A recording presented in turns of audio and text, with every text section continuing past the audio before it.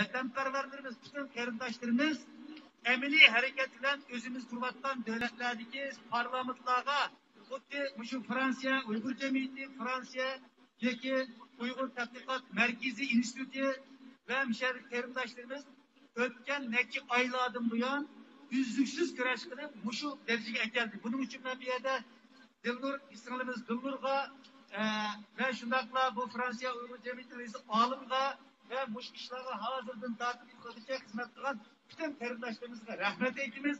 Harakat yerde bereket var. Hiç nima o'zligidan bo'lib qolmaydi.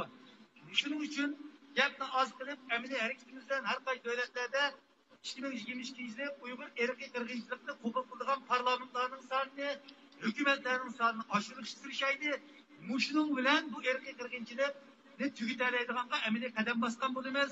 Shuning uchun bu yerda men bugun bu namoyishga kelgan bütün qarindoshlarımızga rahmet aytaman. Men bu Germaniyadan Mishada shu namoyishning bir partisi, bir a'zosi bo'lib, Mishada turish orqali shu Fransiyadagi bu harakatni qo'llash uchun keldim.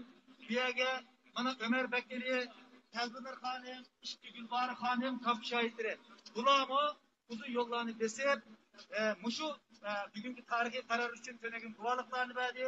Fransiya matbuotlarga nurg'un guvohliklarni berdi. Bugün meyanimşen tuvatıdı. Çünkü bu qarindoshlarımızga çok rahmet. Irak yakınlık kelgan bütün qarindoshlarımız rahmet. Mana bu haqiqiy harakat, mana bu haqiqiy inqilob. Vatanimiz, xalqimiz muştaq amaliy maydonlarda, sokaklarda, issiqlarda, qarlarda, yağmurlarda jang maydonlarga chiqqan qahramonlarimizdan ozod bo'ladi. Quruq gaplar ozod bo'lmaydi. Shuningda bugun shu so'rinda bo'lgan bütün inqilobchilarga salom ve hürmet bildirmen, rahmet. İnşallah bir saatdan keyin güzel bir tantana bilan birbirimizden kucaklaşıp Fransiya parlamentinden çıkadigan o terörist Uyg'ur xalqi bo'layotgan erkak qirg'inchilikni hammamiz anlatsam erkak qirg'inchilikda qo'shiladigan bir şey emas, ama bu zulmning Fransiya parlamentining qo'nishi bir zulmdan